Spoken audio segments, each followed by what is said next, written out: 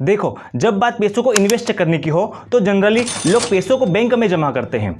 कोई किसी व्यक्ति को ब्याज पर दे देता है और अगर किसी के पास थोड़ा ज़्यादा नॉलेज है तो वह एफडी यानी कि फिक्स डिपॉजिट, उसके बाद फिर शेयर मार्केट के बारे में सोचता है। अगर बैंक में पैसा जमा करते हैं तो यह सबसे बड़ी बेवकूफ़ी है, क्योंकि बैंक में पैसा रखने से पैसा बढ़ता नहीं है, उल्टा कम हो जाता है। अब कम होता है इसका मतलब ये नहीं है कि 100 रुपए का 95 रुपए हो गया। इसका मतलब ये है कि जब इन्फ्लेशन रेट यानी कि महंगाई दर बढ़ती है, जो हर साल कुछ 4 से 7% तक बढ़ता है, और बैंक का जो इंटरेस्ट रेट होता है वो भी 4 से 7% होता है, यानी कि जो पैसा बैंक में डिपॉजिट कर रहे हैं वो बढ़ा ही नहीं है, यानी कि सेविंग अकाउंट सिर्फ लेन देन के लिए रह गया है। अब अगर किसी व्यक्ति को पैसा ब्याज पर दिया है तो वहां भी रिस्क है कि पैसा डूब न जाए। वहीं फिक्स डिपॉजिट में भी इतना रिटर्न नहीं आता। अब जब शेयर मार्केट की बात करें तो यहाँ बिना किसी नॉलेज के इन्वेस्ट करना बहुत ही ज्यादा रिस्की है।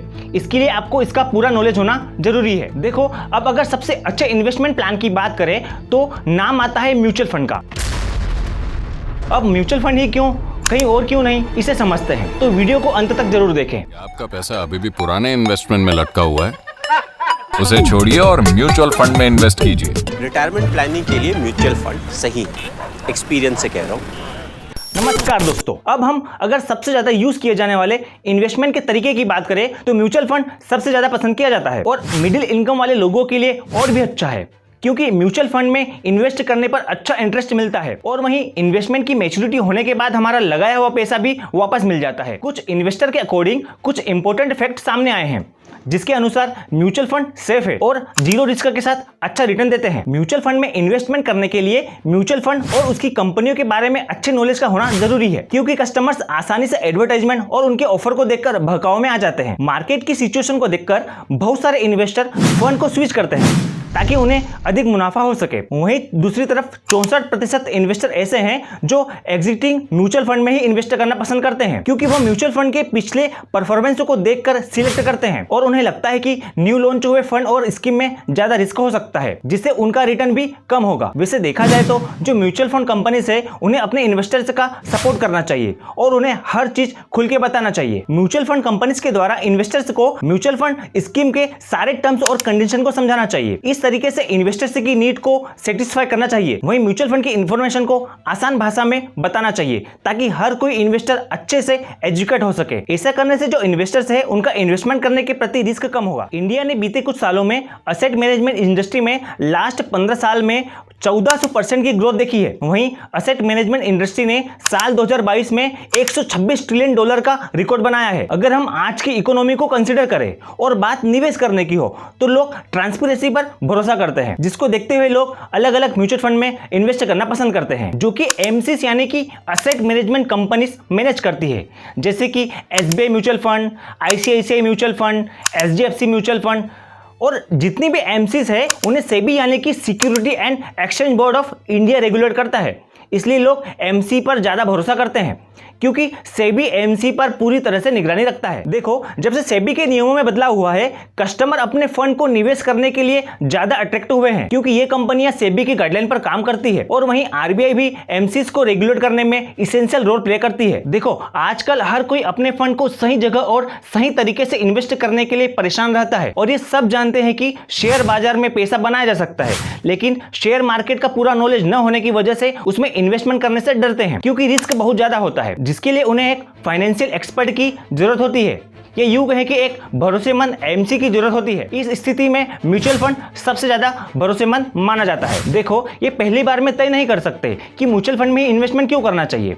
वैसे देखा जाए तो कुछ अच्छे रीजन से भी है, जैसे लाखों अमेरिकन कहीं और इन्वेस्ट करने की बजाय म्यूचुअल फंड में इन्वेस्ट करना पसंद करते हैं। अब म्यूचुअल फंड में इन्वेस्टमेंट क्यों, कहीं और क्यों नहीं, इसे समझते हैं। डाइवर्सिफिकेशन हमारे ऑल ओवर इन्वेस्टमेंट को अलग अलग हिस्सों में बांट देता है, जिससे रिस्क कम हो जाती है। म्यूचुअल फंड की हेल्प से आप बहुत सारे अलग अलग कंपनियों के स्टॉक खरीद के रखने वाले म्यूचुअल फंड में इन्वेस्ट कर सकते हैं, जैसे कि एमआरएफ कंपनी का एक स्टॉक 1 लाख के आसपास है और एचडीएफसी का 1700 रुपए के आसपास।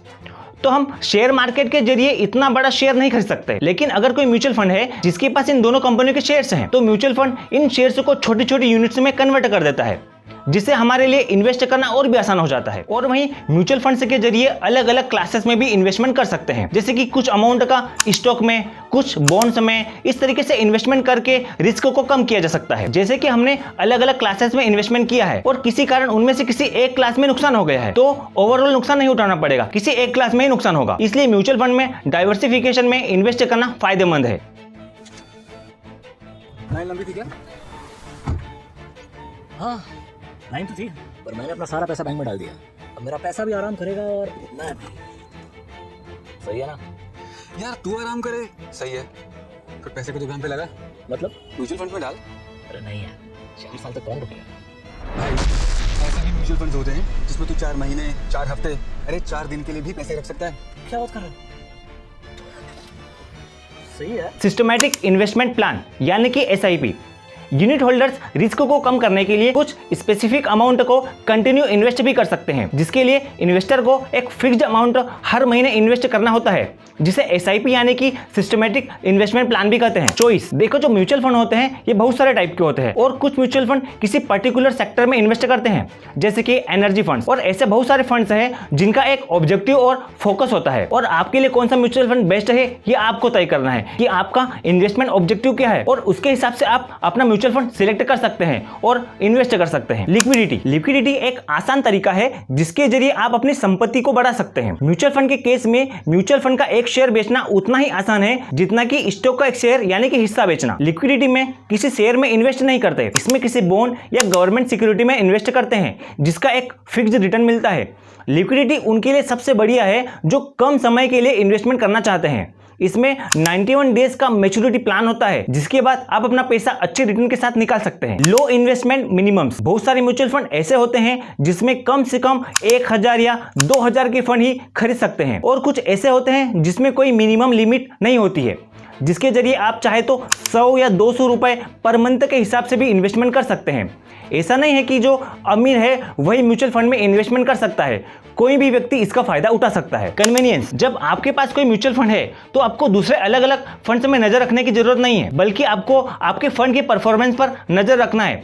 म्यूचुअल फंड में शेयर्स को खरीदना और बेचना बहुत आसान होता है। लो ट्रांजैक्शन कॉस्ट, म्यूचुअल फंड में अगर ट्रांजैक्शन कॉस्ट की बात करें तो फंड को खरीदने और बेचने में बहुत कम कॉस्ट लगता है, क्योंकि इनका जो ब्रोकरेज कमीशन होता है वो बहुत ही मिनिमम होता है, चाहे वो एक बार में लार्ज क्वांटिटी का इन्वेस्टमेंट ही क्यों ना हो। रेगुलेशन, म्यूचुअल फंड को गवर्नमेंट इन्वेस्टमेंट कंपनी एक्ट 1940 के तहत रेगुलेट करती है। इस एक्ट के लिए यह जरूरी है कि सभी mutual fund securities and exchange commission से रजिस्टर्ड हो, तो ही वो मार्केट में उतर सकती है। एडिशनल सर्विस, कुछ म्यूचुअल फंड्स शेयर होल्डर्स को एडिशनल सर्विस प्रोवाइड करती है, जैसे कि tax report, reinvestment programme and automatic withdrawal and contribution plan. Professional management, mutual fund को एक प्रोफेशनल की टीम मैनेज करती है, जिसमें से एक म्यूचुअल फंड मैनेजर और बहुत सारे एनालिस्ट इन्वॉल्व होते हैं। जब किसी इन्वेस्टर के लिए सिक्योरिटीज को बेचने या खरीदने की बात आती है तो इन प्रोफेशनल्स के पास अच्छा खासा नॉलेज और एक्सपीरियंस होता है। Recent trends in mutual funds in India, stock market के परफॉर्मेंस, इन्फ्लेशन रेट और अट्रैक्टिव इंटरेस्ट रेट को देखते हुए अभी के कुछ सालों में इंडियन म्यूचुअल फंड इंडस्ट्री में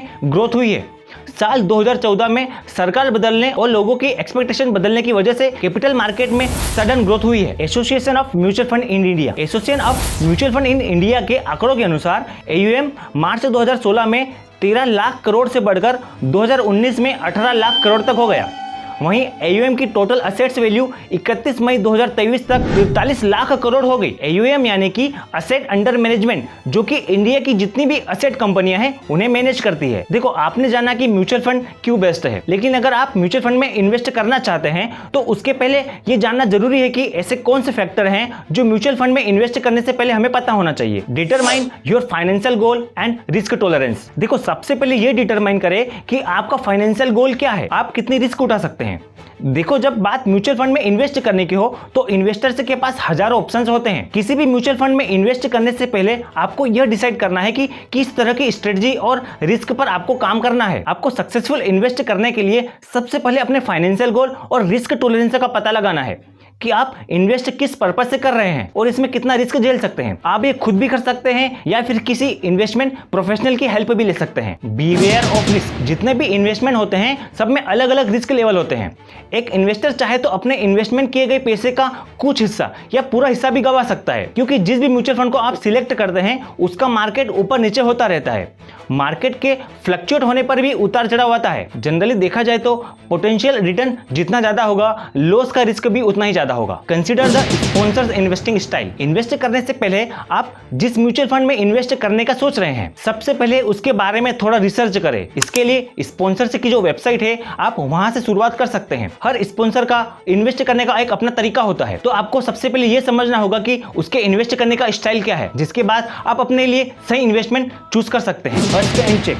किसी म्यूचुअल फंड के शेयर्स को परचेस करने से पहले डिसाइड करें और वेरीफाई करें कि आपके लिए कौन सा ऑप्शन सबसे बेस्ट है। अभी तक आपने फैक्टर्स के बारे में जाना, लेकिन कुछ और चीजें इंपॉर्टेंट है जो इन्वेस्टमेंट करने से पहले आपको पता होना चाहिए। देखो, जो म्यूचुअल फंड में रिस्क है उसे हम कई तरीके से डिवाइड कर सकते हैं, जैसे वेरी लो रिस्क फंड।